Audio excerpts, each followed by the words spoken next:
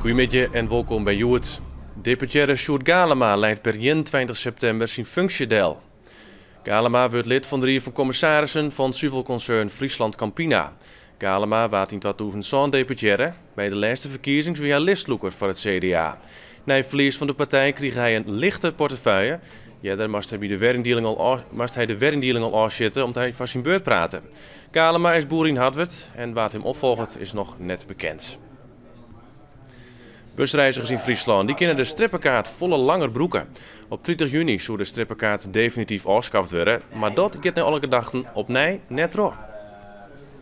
De OV-chipkaart die de strippenkaart vervangen moet, is net een meerderheid in de Tweede Kamer nog net van 100% betrouwbaar. Verkeersbedrijven en ook de provincie hebben het smoor in dat voor de tweede keer binnen een jaar hier het afschaffen van de strippenkaart waarschijnlijk weer uitgesteld wordt. We vinden het net een goede zaak, omdat er mooi op een nij er een zweem van onduidelijkheid komt door de OV-chipkaart en de strippenkaart. En dat betekent dat mensen net meer weten wat zo'n tab binnen. En we willen mensen ook vaker in de bus en in de trein hebben in Friesland. En dit draagt er net om bij. Er komt een aquaduct in de A6 onder de Skasterijn terug. Minister Schultz van Hagen maakt het voor de onlis 50 miljoen euro vrij. Daarmee verdwijnt in Nederland een van de laatste bregen in een sneldiek. En dus ook de lange files. De gemeente Skasterland is verrast door het besluit van de minister. Ja, dat is een geweldig bericht die ik juist kreeg van Sander de Rauwe. We hebben dat al heel lang op de agenda proberen te zetten. Net alleen wij, ook de provincie. Het is ook regelmatig in het overleg met de provincie en met de minister aan de orde geweest. En dan komt het toch los. Het nieuwe aquaduct is gepland tussen 2020 en 2028. Maar Skasterland hoopt het de onlis naar voren te helpen. Er komt de rotonde bij de Jouwer de komende jaren ompakt wordt.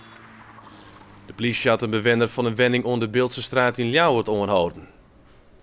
Manje te man rond de man met zijn vriendinnen en een band fot doet zijn huis in brand stieren.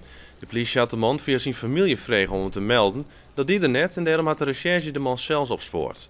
De politie wil weten waarom de man naar de brand gauw uitnaaide. In de wending binnen ook resten van een hennepkwekerij voen. Een 44-jarige autobestuurster en twee benen uit Stienjes binnen juist met die verwoenen rekken bij een onrijding op het Julianaplein in Greens. De auto waard voor de verkeerslochten van achter een onrijding door een Franse automobilist. De 3 slachtoffers binnen tot de brandwacht uit de auto hellen en met nek- en regenklachten naar het ziekenhuis bracht. Consternatie bij rederij Doeksen. Juster waard de veerboot de Midsland uit de vaart nam vanwege scancière schroefwas. De Midsland koe op eigen kracht weer omvaren naar Haas en werd nog repareerd op een skipswerf. Daar blikken dat de schroefwas van zo'n 6 meter lang 6 beskeerde gewier dat hij hielendal vervangen werden had.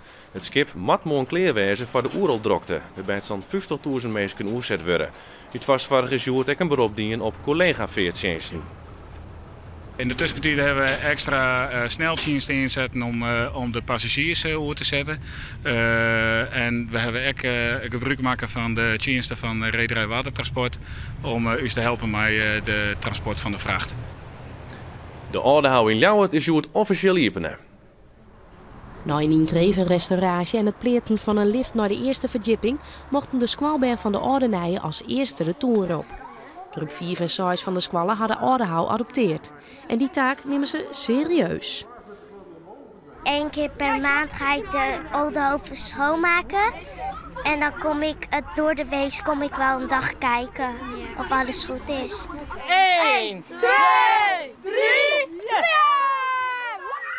Maar Joet is het vooral feest. En dan nog het waar. Joenen vannacht de kans op een buiken. De temperatuur die zakt naar een gratis fitje. Moederdij een soort Rijn. Ik heb de kans op tonger. De temperatuur die leidt tussen de 18 en 20 graden. En dat bij een matige en vrij krachtige zuidwestenwind. En ons af weer het Frieske Nijs. Meer Nijs op omroepfriesland.nl en om zijn zoren in de Nijjoert. En dan vanzelfs ook meer over het vertrek van CDA-deputaire Sjoerd Galema.